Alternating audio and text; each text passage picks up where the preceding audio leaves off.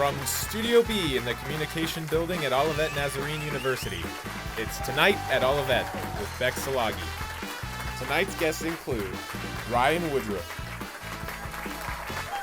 and Alicia Boers. Here's your host, Beck Salagi. Welcome everyone and Merry soon-to-be Christmas. And speaking of Christmas, a Canadian man with a passion for Christmas lights outdid himself this year by creating an accurate recreation of the television show Star Trek's Starship Enterprise. He boldly went where no Canadian had gone before. In Kansas, an unlikely trio of farm animals were found wandering the streets. The camel, cow, and donkey were said to look straight out of a light nativity scene. No one knows why they decided to set out on this journey together, but if anyone sees an unusually bright star in the sky, I think we have some answers to some questions.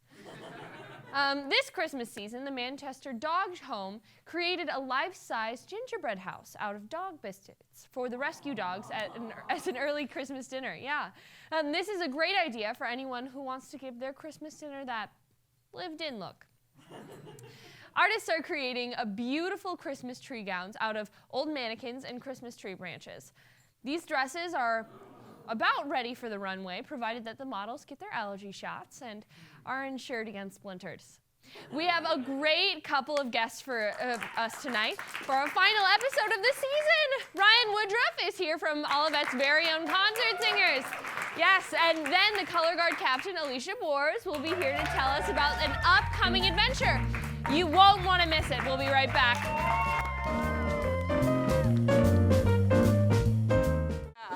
I'm sweating. Like really sweating. You. Well, All right, coming in. Oh, I know it all. Oh. Oh, Barbie foam. Yeah. So there's dragons and there's people and take care of them. Ding! Weston, what's your guess first? He said dragons. Yeah. So I'm like, How to Train Your Dragon, obviously. That's right! Welcome back. This past weekend, Olivet School of Music had their famous Sounds of the Season concert. Every year, multiple students, ensembles, chambers, and choirs come together to share some Christmas spirit with the community. Sounds of the Season includes performances from Orpheus Choir, Proclamation Gospel Choir, Sound Foundation Show Choir, the Concert Singers, and new this year, a steel drum band. Here to talk about this experience of Sounds of the Season, Ryan Woodruff. Hey!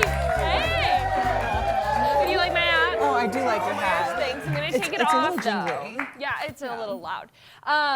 Okay, so, Ryan, thank you so much for joining us. Yeah. So we know that you were in Sounds of the Season with Concert Singers, but a little birdie told me, and when I say little birdie, I mean I know this because I know you.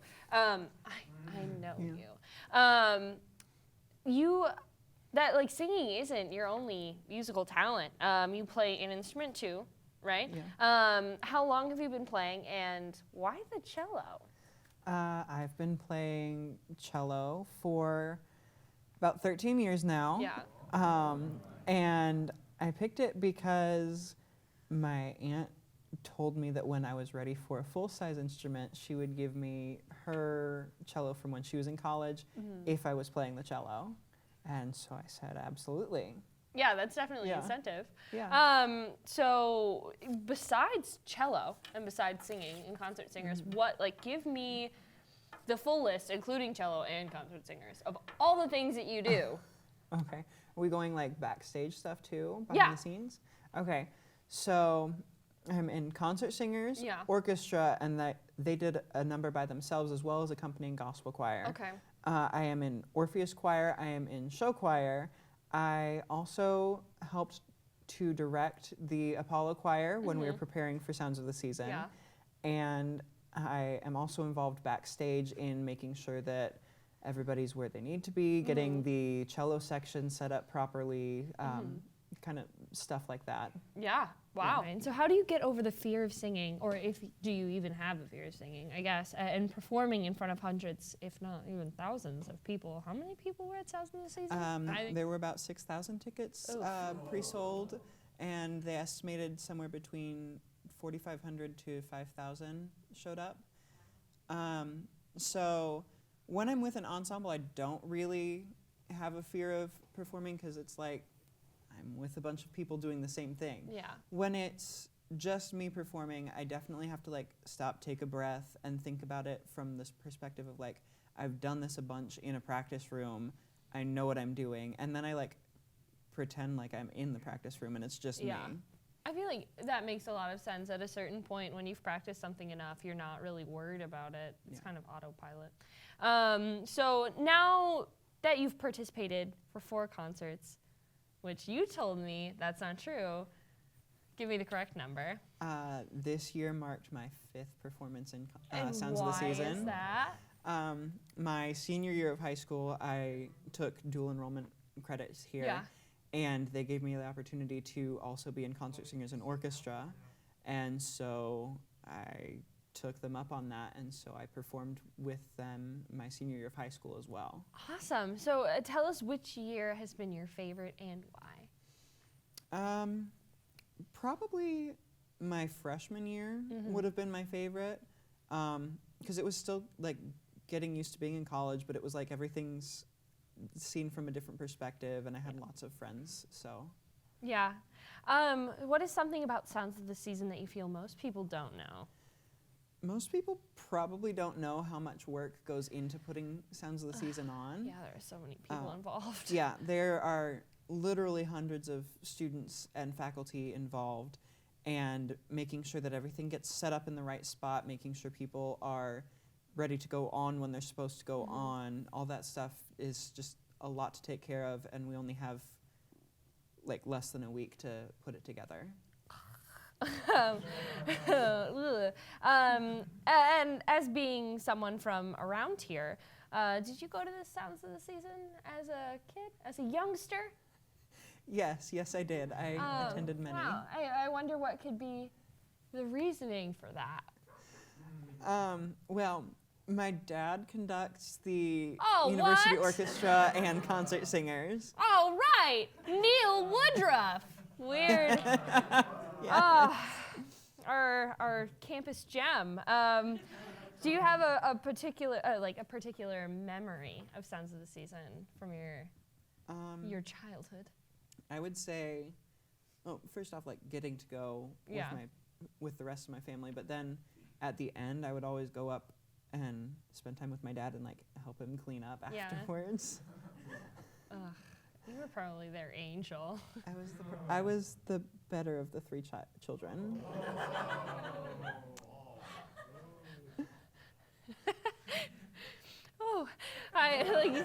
Do you think your family's gonna watch this at all? I have no idea, but I'll probably send it to them. Oh, so good. I didn't prompt this, by the way. So, Ryan, we know that you have many skills, and you can sing, and you can play the cello, and you can decorate cookies. But can you decorate cookies without your sense of sight?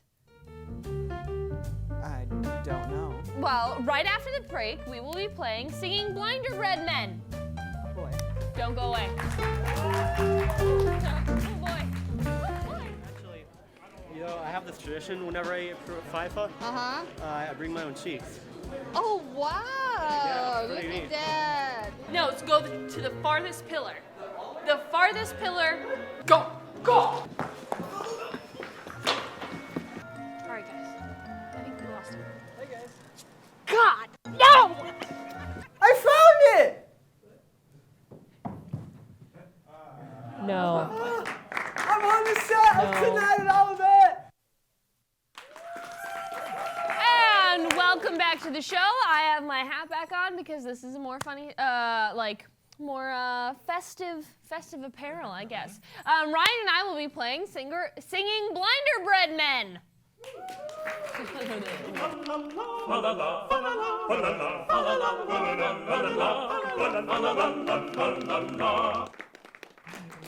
good. All right, so this is how it works. Ryan and I both have blindfolds, gingerbread cookies, and various decorating supplies. We both will be blindfolded and we'll be trying to decorate these cookies as best we can. At the end, we will see whose cookie looks better. Easy enough, right? Exactly, that's why there's a twist. The twist is that we can only decorate as long as we're humming Christmas songs. While one person is humming, the other is trying to guess the song. Yay. So after they guess it, then they can start humming and decorating their own cookie. Let's do this. Ryan, you can decorate first because you're the guest and I have a kind heart. So all right, first let's help you with this blindfold. Here you go, pal. Oh no, your hair. I can't. You know I can't hear with my glasses off. You can't hear with your glasses off? Yeah, that's how that works. What? Huh? All right.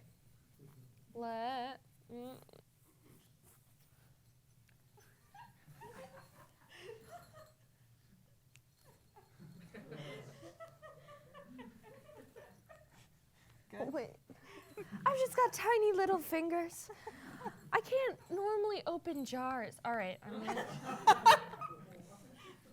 Yeah, so it's hard to tie things too. Okay, so I've got All right. the three. You start your humming. Okay. Start your engines. Jingle Bell Rock!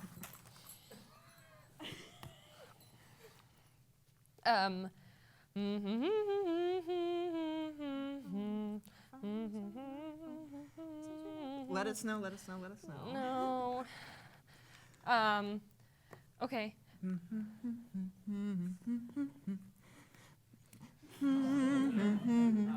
Hallelujah. Is that what it's called? Basically.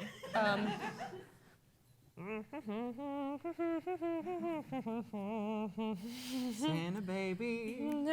Okay, you're right. Okay.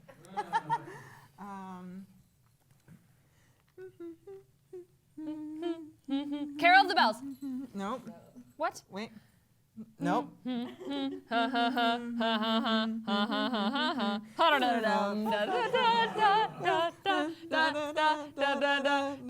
don't know what the song is called, but I know the song. Can I get that, please? Yes. Thank you. I'll let you have that one. Thanks. Frosty the Snowman. No. Okay.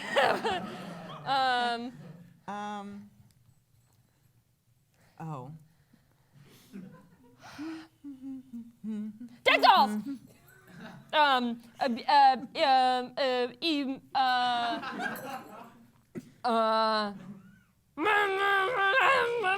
this is Rockin' Rudolph or something like that, isn't it? Oh, isn't it Rockin' Rudolph or something along those lines? Rudolph is a part of it. Rudolph. Right on Rudolph. Or no, Take what the is it? freeway down. Can I sing it? I'm gonna take this liberty. Okay. Run, Rudolph! Run, Rudolph. Yeah. Great.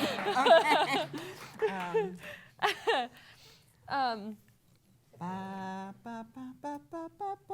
I saw Mommy kissing Santa Claus.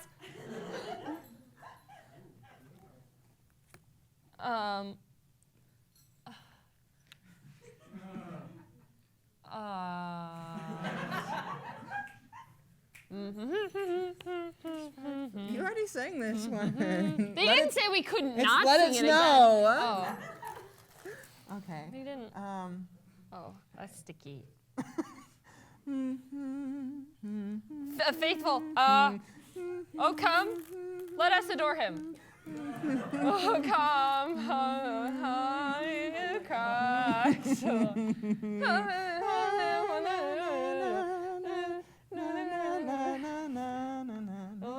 come, let us adore him. No. Adore him. Oh, come, let us adore him. Oh, come. Christ the Lord. Jesus is King. Oh, come on, you faithful. Oh. Well. So clearly.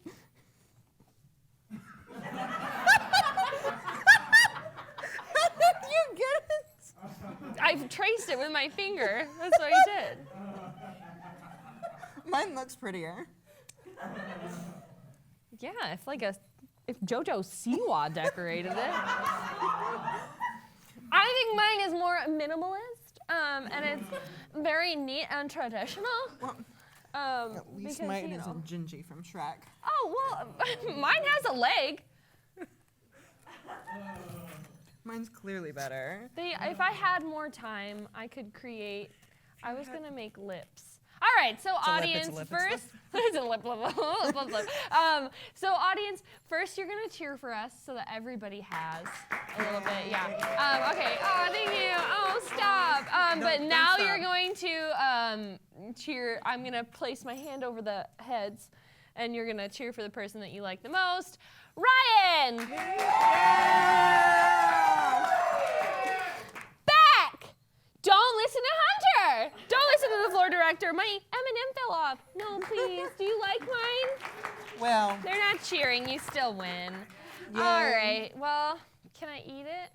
Okay. Do we get well, to eat it? anyways, thank you for coming on the show, Ryan. Up next, we have Alicia Boris to talk about the Olivet's marching band trip to Italia. Don't go away.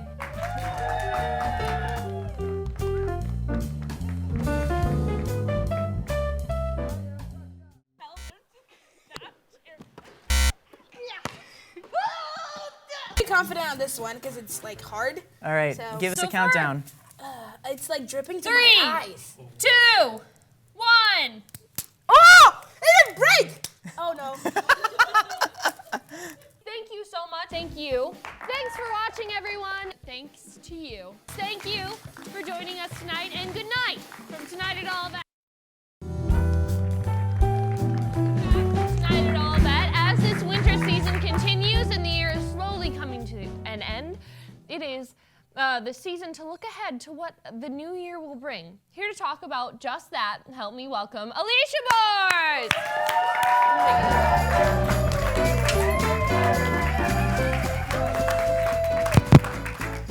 So, Alicia, thank you so much for being here. Tell us about this trip to Italy the band is taking. Yeah, so we are leaving December 28th and then staying till January 4th, so about a week. We'll be in Rome, and we're going to be doing the New Year's Day parade in Rome, and then also a parade in Frascati. Ooh. And then we're going to do different separate concert performances, as well as just looking around and traveling around Italy, and we're going to go to Pompeii, which I'm really excited about. I'm a big Bastille fan myself. And I'm just really excited for the whole trip. Well, you answered all of that. So, like, besides that, like, what excursions are you there for specifically?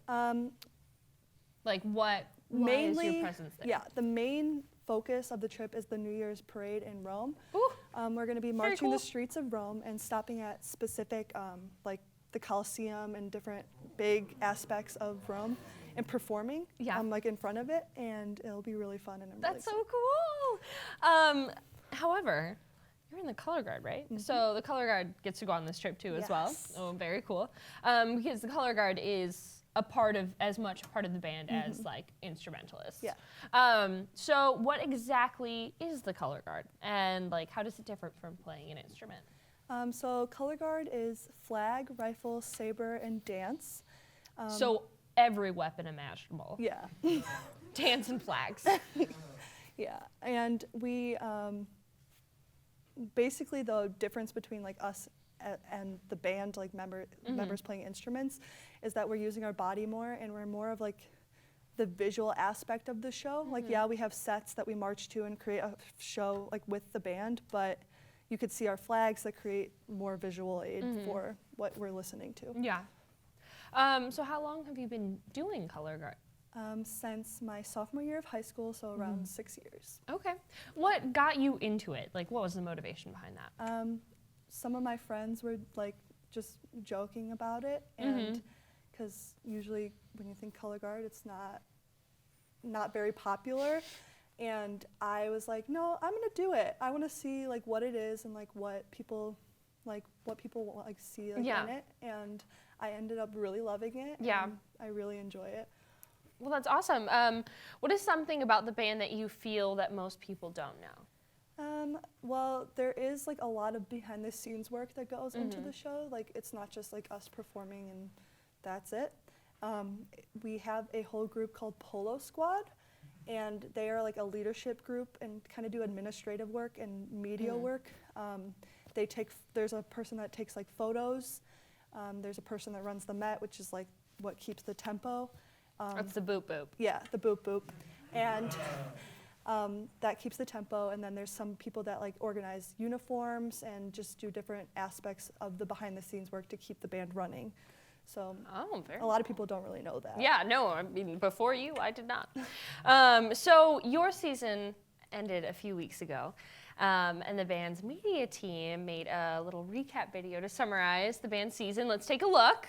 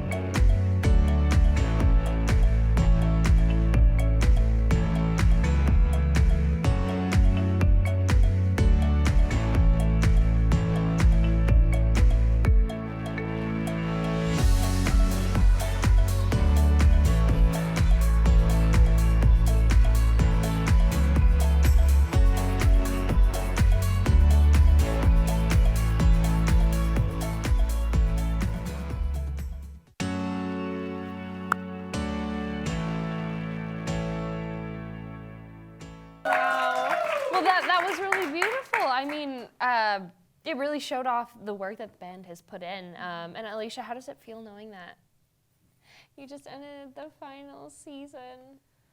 I'm really sad about it. Yeah. Like really sad. But I know, like, I call my happy things my rainbows. And band was definitely one of my rainbows, and I'm sad to like let go of it right now, but I know it's gonna grow, and I really can't wait to watch it grow. Oh, that's so nice. So how do you feel about this upcoming trip to Rome? That'll be another rainbow, right? Yes, I'm so excited, and I think just spending time with this family that we've created is gonna be great. Like a last hurrah. Yeah. Well, so you guys, as you know, this is our last episode of the season. Yeah, I know. This season has been a great experience for everyone here at Tonight at Olivet. Not everything has gone perfectly, but it has allowed us to grow and learn along the way. We have learned to rely on each other and have a good time, and because of this, we have made a fantastic show that I'm proud to be a part of. Right now, we would like to share a quick look at the fun we've had creating this season for you. Our team has put together a video to look back at our season. Let's take a peek.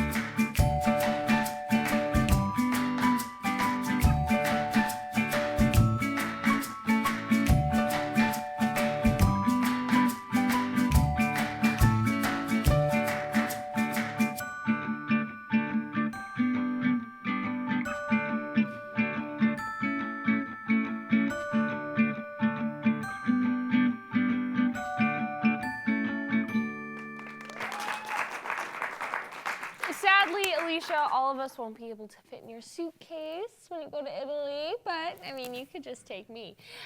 So we'll talk about that after the show. That's all for tonight and for this season. From all of us here, I bid you a final good night from tonight at Olivet.